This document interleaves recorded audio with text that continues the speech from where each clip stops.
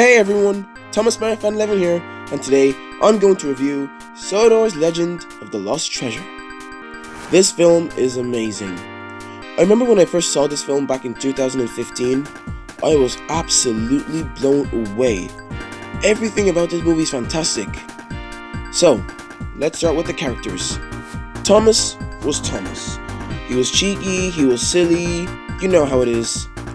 But in this film, Thomas was a little stubborn, or bold in a way, you know? Around the beginning of the film when Thomas took Gordon's coaches, that was a little odd.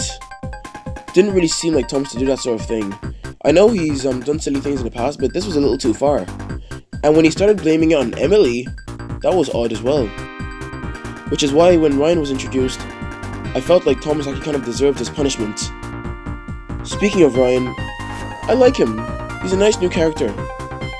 When I first saw him, I thought he was basically a Stanley clone. You know, a new big tank engine just sent to replace Thomas, or made for merchandise and stuff like that. And technically, that's true. But Ryan is still a nice character nonetheless.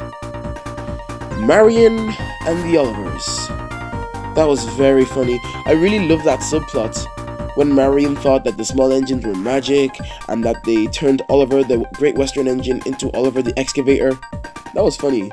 And I really liked it. And it really fitted Marion's character, because she's a very silly kind of character who's kind of superstitious, who believes in magical and silly stuff. It was really funny seeing her interact with them, and it was pretty obvious that the two Olivers thought she was absolutely nuts. The small engines, they were also nice. If only that they were utilized more. They didn't really do much for Thomas except make him feel better when he got cross with Ryan, and when they sang "Never Overlook a Little Engine."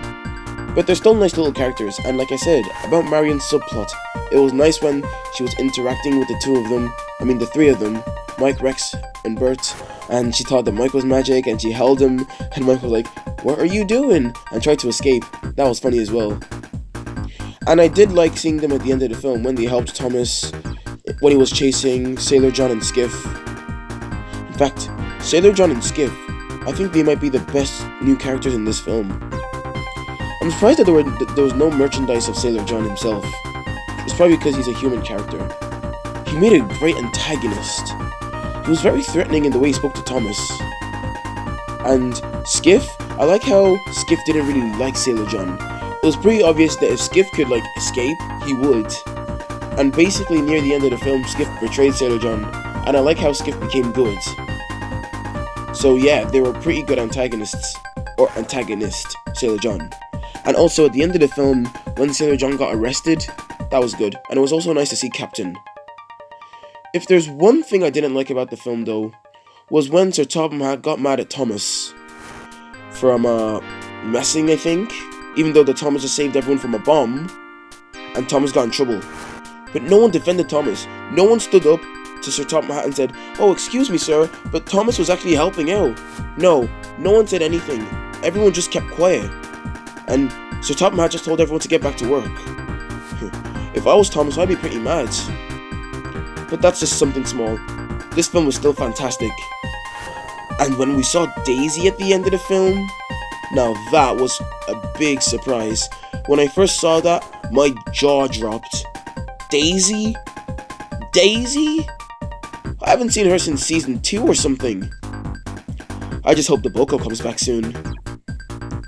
The songs in this film were great. My favorite has to be "Never Overlook a Little Engine."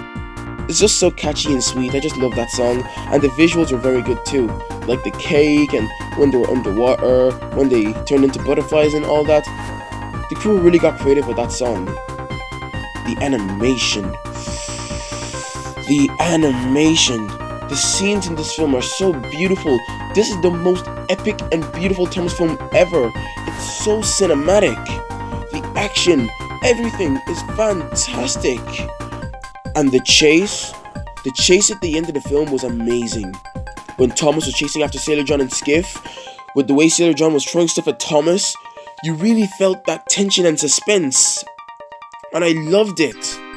And then when Thomas fell in the water at the end and he was saved and everyone was proud of Thomas, that was good. And like I said, when Sailor John got arrested and all, That was also pretty cool. So yeah, Sodors Legend of the Lost Treasure deserves all the praise it gets. It is one of the best Thomas films I have ever seen. Ever. It's almost as good as The Adventure Begins. Wow. 2015 was a great year for Thomas the Tank Engine. Anyway, so that, guys, was my review of Sodors Legend of the Lost Treasure. Thanks for watching!